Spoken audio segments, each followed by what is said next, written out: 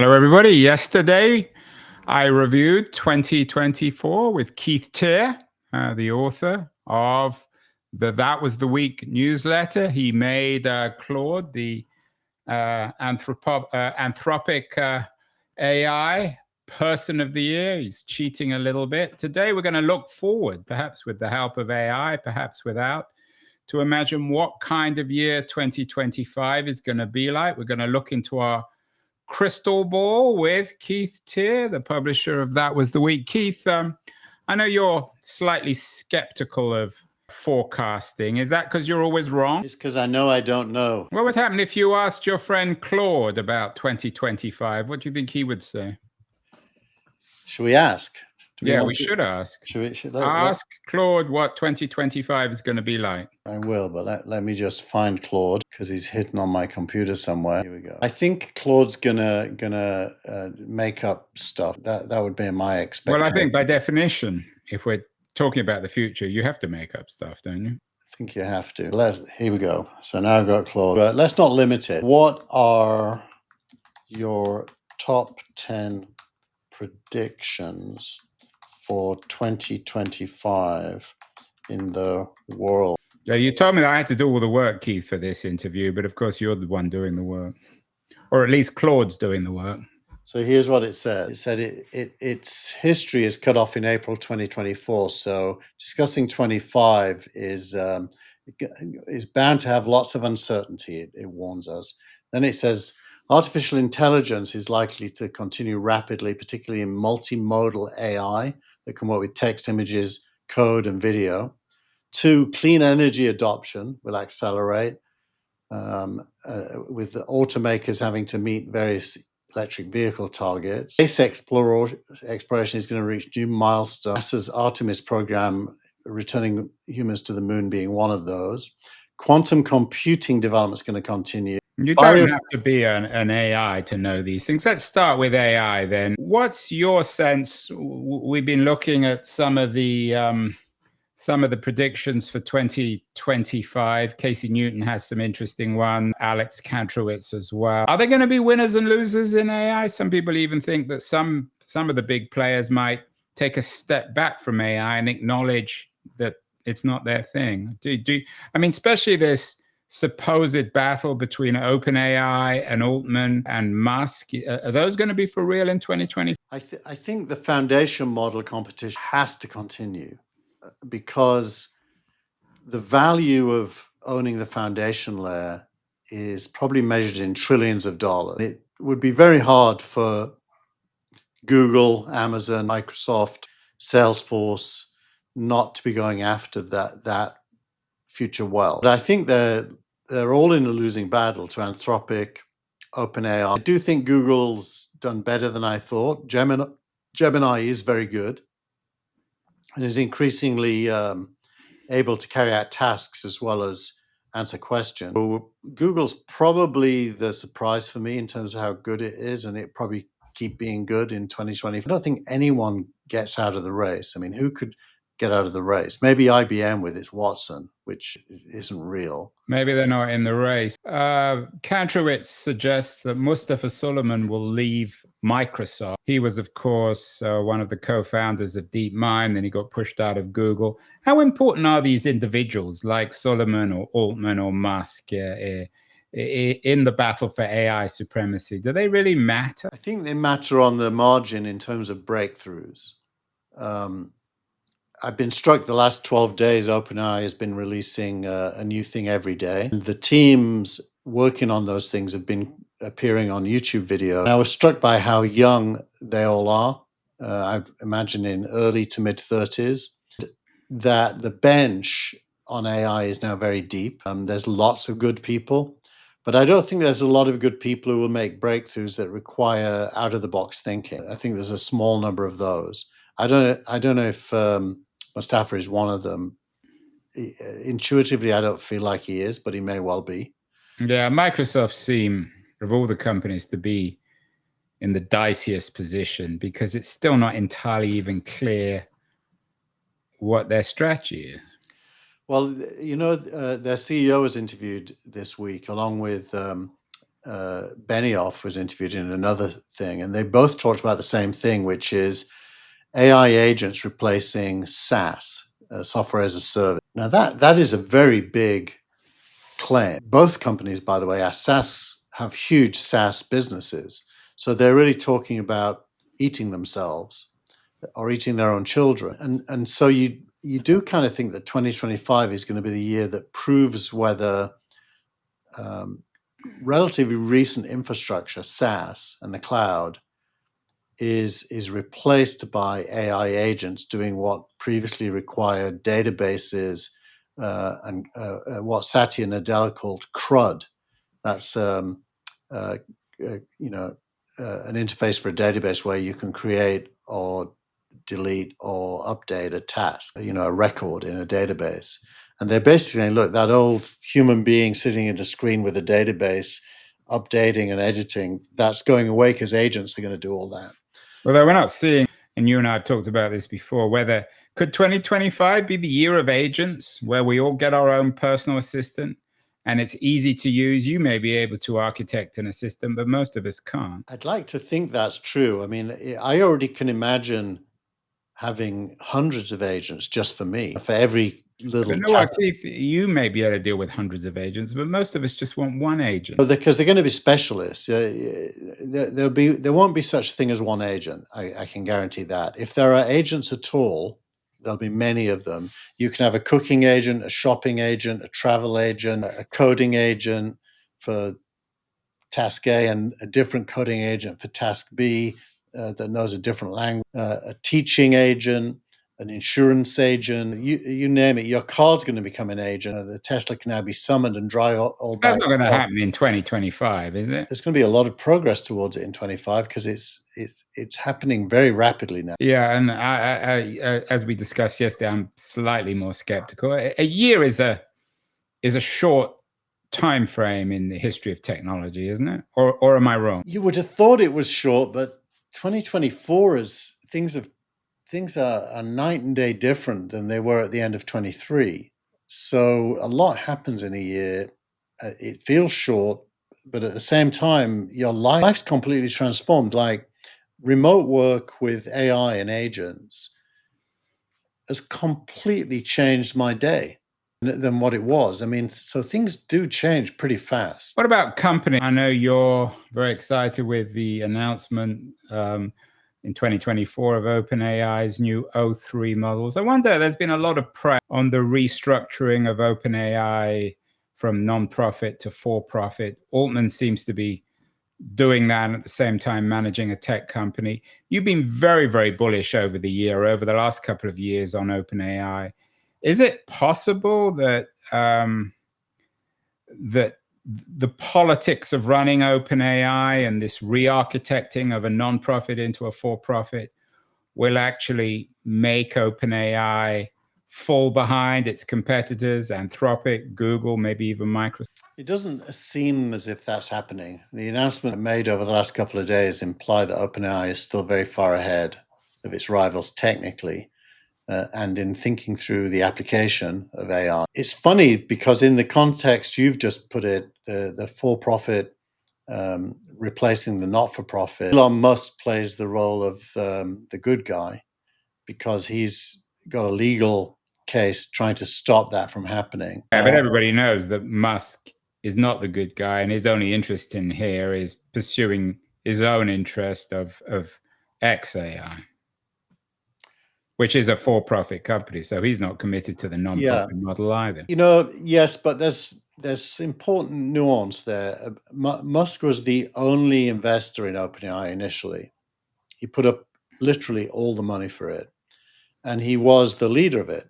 And then he got scared. He went on the record saying AI could be dangerous and needs guardrails. And he really strongly believed that OpenAI should be not for profit with guardrails. I think he genuinely feels cheated that Altman is turning it into a for-profit, having used Musk's money and brains and recruiting skills. Well, that's one narrative. I'm not sure everyone would necessarily agree with that. No, I think it's widely believed to be true. Now, has Musk's, that doesn't mean you're wrong, by the way, Andrew, Musk's motives today. There's a whole set of new variables built around Grok, which he just raised $6 billion for. He's self-interested in more than one way.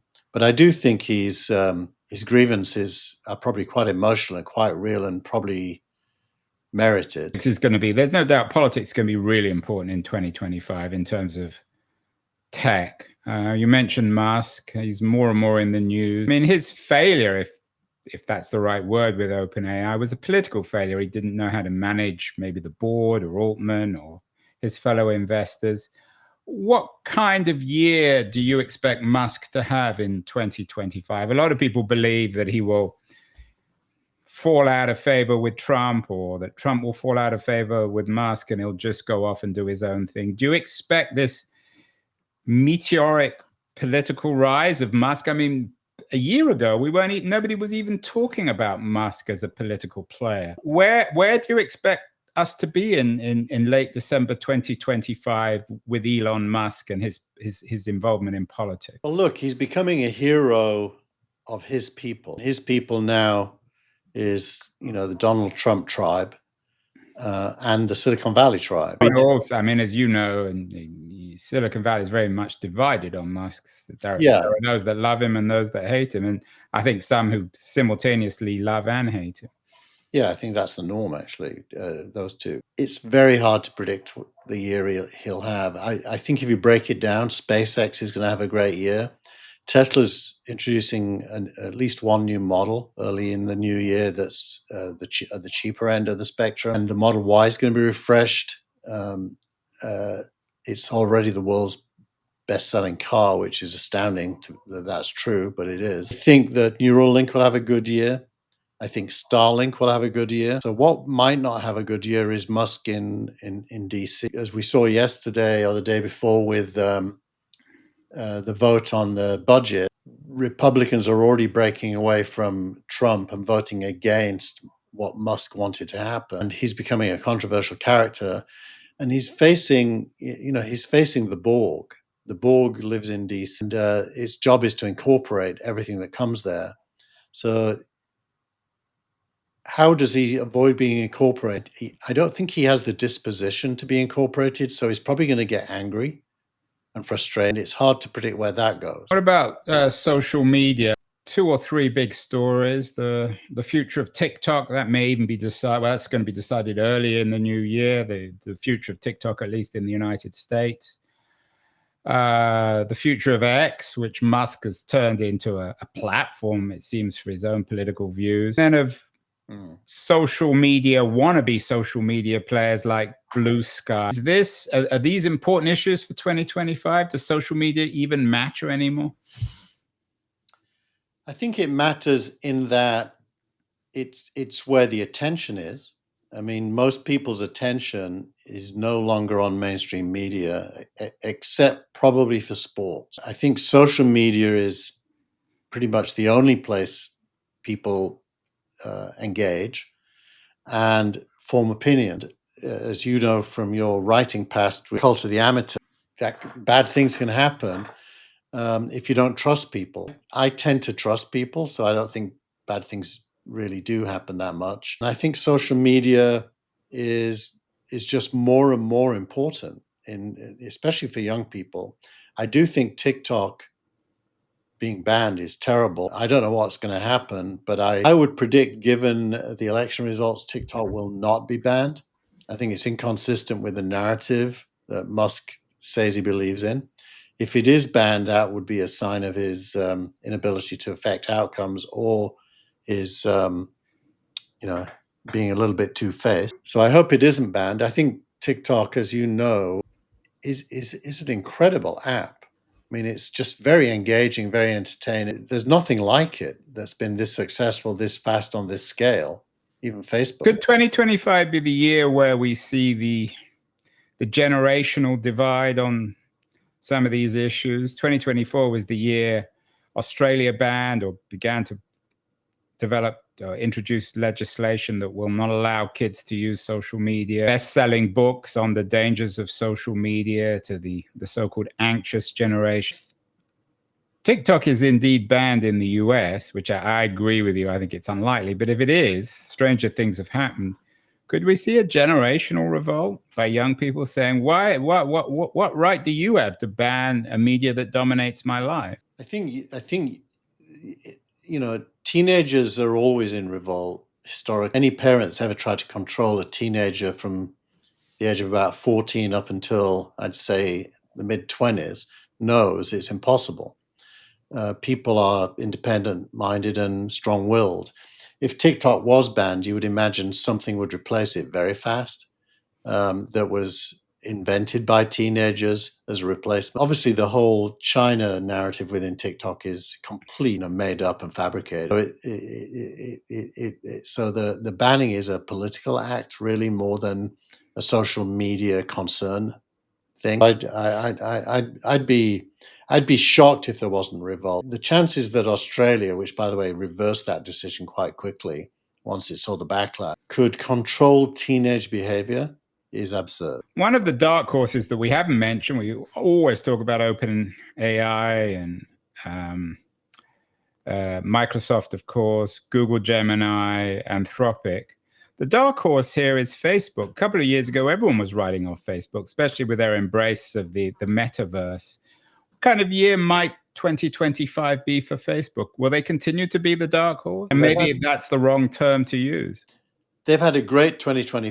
They stopped leaking money on the face mask. They built an open source AI called Llama that is very good and widely distributed and widely used. And they made more money from advertising than they've ever made before from more people using Facebook than have ever used it before. They probably are, alongside Twitter, which everyone predicted would fail. Those two are the big Twitter changed its name, didn't it?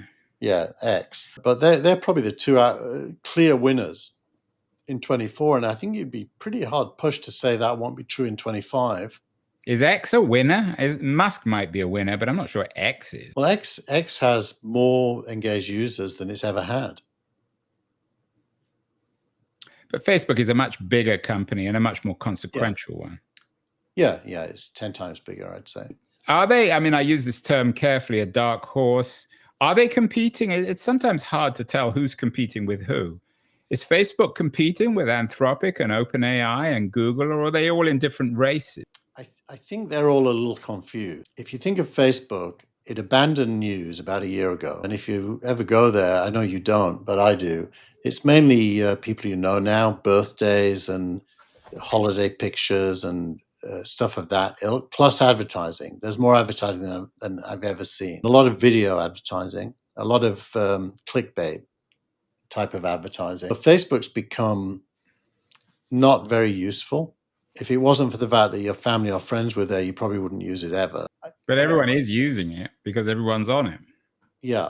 But I think there's a business model imperative to try to invent new things that people pay for. If you were running Facebook, fear of death should be your top thought. And Zuckerberg's very good at that. And Zuckerberg either acquires or builds anything that seems attractive. And hasn't stopped doing that. And I think his pivot from AR and VR to AI is a demonstration yet again of his flexibility. I think Musk is way less flexible and way more focused on the everything app, as he calls it, the X everything app.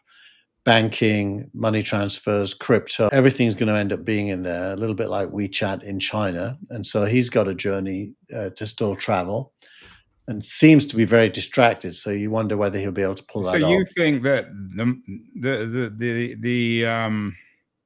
the Zuckerberg model or the Zuckerberg strategy of focus, a narrower strategy, is smarter than the Musk strategy? Certainly appears to be, if you measure it by money, but they're very different. I mean, Musk has got everything he wanted out of X, right? I mean, it's interesting that we talk endlessly about OpenAI and Facebook and Google and Microsoft. We rarely ever talk about Amazon anymore. Has Amazon become an afterthought? Will they be an afterthought? I mean, of course, they're the dominant e-commerce platform, and I assume that they're still an important player. in web services. But could 2025 be a year which Amazon is relegated to the second tier of big tech players? I don't think so, Andrew. I mean, I think they own one thing outright, which is commerce, and they are a huge owner of the cloud, which doesn't go away. They've now launched their own AI models, which are pretty good, apparently, that they want to sell as a service to people who use their cloud, developers mainly. So they're going to be a player. Well, that's the old so the SaaS model. They're competing directly with Microsoft and Benioff And Google as but well. nothing much. It doesn't sound that dramatic. What about Apple? What kind of year might you're a big Apple user and a big Apple follower? What should Apple do in 2025 to make them again a central player in the AI narrative, or perhaps they might be wisest to just step back and let everyone else fight and do their own thing? I actually think they don't need to be, from the point of view of the iPhone and their revenue stream. Putting ChatGPT in the iPhone and having their own Apple Intelligence is probably good enough for them to be relevant. Gemini on Android is pretty much similar, if not worse, because Gemini isn't as good as ChatGPT. So I don't think Apple really has to do anything.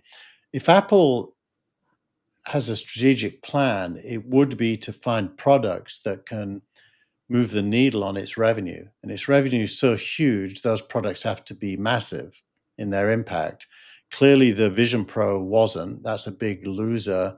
Yeah, you bought it. I What have you bought done it. with yours?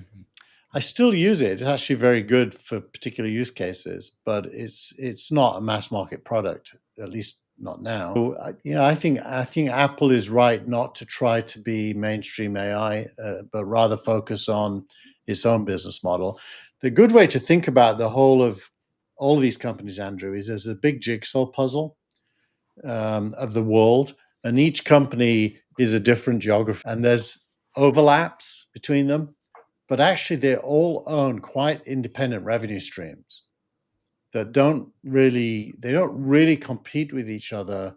Well, what revenue streams most up for grabs in 2025? No one's probably going to, certainly next year, no one's going to challenge the hardware power of Apple. Where are the most interesting intersections where we'll be able to see this time next year the future of big tech? I think it's going to be consumers spending on agents. It'll probably be the second half of the year that really starts to happen. But these are AI agents, algorithms that will help us lead more efficient lives. Yeah, exactly. I think it's consumer revenue. I don't think it's going to be business to business. Enterprise revenue is not that much up for grabs yet. I think that might be 2026. So I'd say consumer-facing AI applications are the most likely. That could include government, depending on what Musk and Ramaswamy does. But they could certainly revolutionize health and education if they wanted to. And speaking of government, Keith, I'm not sure what you're going to do next year. Your dear friend Lina Khan will probably take some university job and no longer be involved in regulating big tech. Is that going to be a big change for 2020? It's going to be a pleasant change, isn't it? I actually watched the All In podcast with Keith Raboy this week. David Sachs is no longer on it. And they're looking for a replacement, by the way, Andrew. I've put your name forward. Yeah, I don't think they'll want. And they're probably more likely to want you. This is the sentence that came out of Raboy's mouth. Lina Khan is famous for writing a paper that was full of rubbish. Well, that's your graduate student remark, which some people might consider a little patronizing. But is she done? Is this whole regulatory impulse finished? Will this new Trump regime with Sachs and Musk involved, will it just let big tech be big tech and in an unregulated way? I doubt it, actually, because I think some of the people Trump is putting in place are still regulators in their brain. But it's going to be more interesting what they choose to regulate. Most people think it'll be more M&A that gets land, more IPOs as well, by the way, is a big prediction. Right, and M&As. But, a lot of predictions about 2025, Thomas Tongus, Alex Kantrowitz. A lot of people believe that there'll be winners and losers when it comes to big tech and regulation. A lot of people are a little skeptical of Google. Some people, I think, Kantrowitz believes that Google will lose its second monopoly case. How do you expect Google to survive or not survive in 2020? A year ago, I would have worried for Google. I think now the atmosphere has changed with the election, and that Google can probably breathe a sigh of relief and not be as threatened. And I think it's quite a profound change when you move from these guys are too big, what's that? The Democrat who hired Lina Khan, the woman who's best known for trying to take on the Elizabeth Warren. Elizabeth Warren. The Elizabeth Warren view is kind of gone. She and I don't think has any chance of coming back, but it does dominate current law cases. I think those law cases will go into the background, and the regulatory framework will more focus on what to allow as opposed to what to disallow. I think crypto will benefit from that as well. You mentioned crypto and David Sacks. He now is apparently, quote unquote, the AI and crypto czar of the new administration. How badly wrong can this administration go? Could we have a crypto crash? I don't know what the price of Bitcoin is right now, but it's certainly unusually high. Is it possible that we're on the brink of another .com meltdown when it comes to crypto in 2020? That's the stated point of view of most non-crypto participants. Are you a participant? I'm not actually, but I was for a while. I think it's most likely that Bitcoin's going to become an approved asset for government stores, if you like gold, because of the people who are in power. And I think when that happens, the argument that Bitcoin isn't backed by government goes away, and it becomes an asset that does have government backing. And when that happens, and why would that happen, is all to do with reserve currencies and how the world works. It's probably too complex for us to get into now. But why it might happen is to do with reserve currencies and the dollar's role as the reserve currency not being tenable. Right. And I wonder, we'll talk about this next year. I wonder whether a number of shifts are taking place. On the one hand, we have a larger and larger US debt, which Trump doesn't seem to be bothered with. The rise of Bitcoin, challenging the political independence of the Federal Reserve. I wonder whether one of the potentially more interesting things in 2015 will be a shift from a world centered on the Fed to one networked around crypto. It's not going to happen within a year, but we could see a slow shift in that direction. I think if that happens, crypto gets incorporated into what we call the Borg earlier. I thought the Borg was DC. Yeah, DC. Look, crypto is now been incorporated by the financial institutions like BlackRock. The next stage is government, and it doesn't seem impossible that could happen. And if that happens, crypto becomes just another asset that's used in the financial system for particular purposes. And now, when we say crypto, we're really talking about Bitcoin there. It's not all crypto. And I think there's lots and lots of other things going on in crypto that, just like always, will be on a spectrum of crime all the way through to good things. And you're going to have to pick and choose there. And government's not going to get involved there other than possibly through regulation, keeping out of the way. In other words, you have no idea, Keith. I have no idea. Let's end with, nobody has any idea of how 2025 is going to work out. That's what makes it so interesting, particularly given that Trump's very ambitious on a lot of tech fronts. But let's end with a couple of visions from you. Firstly, what would you like to happen? What would be the best thing that could happen in 2025, realistic? The best thing that could happen in 2025? Good question.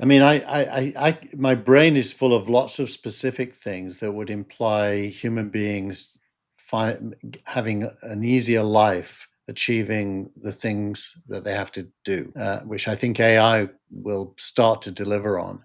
And that's with agents in particular. That's what with agents in particular. I don't think there's one big thing. I mean, I don't think there's a Tesla car that would justify that statement, or a SpaceX mission, or you know, or a crypto play that would justify that decision. I think it's the overall impact of lots and lots of different use cases of AI changing people's lives. And then the worst case, what could really seriously go wrong in 2025 from a tech point of view?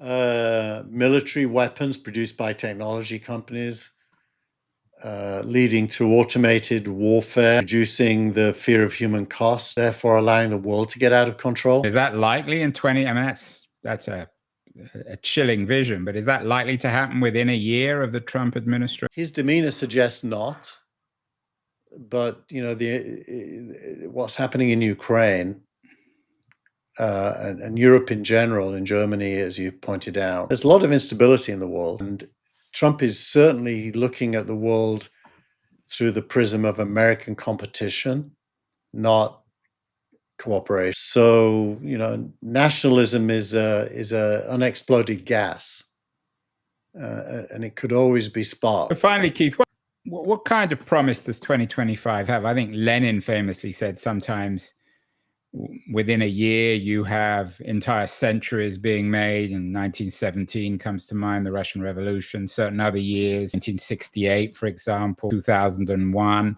was another supposedly a year where everything changed. Could 2025 be a big year or just another year? I'd say the chances are that it is just another year, but the incremental change will be quite big. But I think if you extended it to the next half of the decade, I would suspect by the end of the decade we're living completely different lives to the life. We're cheating a bit using decades. How close we will be in 2025 is, of course, the middle year of the 2020s. Well, 2025, I know this is a dumb way of putting it, but I can't think of anything else. Will we be closer to 2030 or 2020 in 2025? We'll be closer to 2026 for sure. There's going to be a leap. At some point, there's going to be a leap. And the leap is really all about the application of AI to specific things. It's already possible. You know, Alexandra Greenhill is in the chat here, says she loves the analogies I use, and she mentions the unborn baby, the unborn child. I do think there are millions of unborn children. That is to say, AI is already capable of a lot of tasks that no one has yet written the software to apply it to. We're super close because it's already possible. Maybe I'm going to title 2025 The Leap Year, Keith.